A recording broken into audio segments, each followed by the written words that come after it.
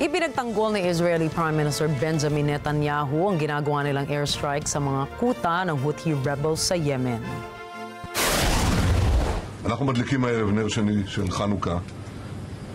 אנחנו נמצאים במלחמת התקומה, דור המכבים של ימינו, ולפני שעה קלה חיל האוויר תקף מטרות של ארגון הטרור החותי בתימן, גם בקו החוף וגם בצנע.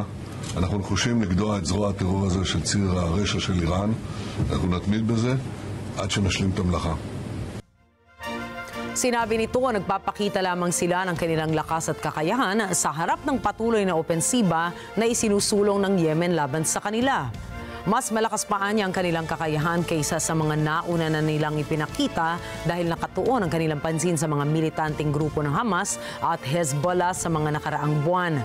Tinawag naman ni Houthi spokesman Mohammed Abdul Salam ang ginagawa ng Israel na airstrikes bilang crime against the Yemeni people. Siniguro rin nila na sila ay gaganti sa insidente.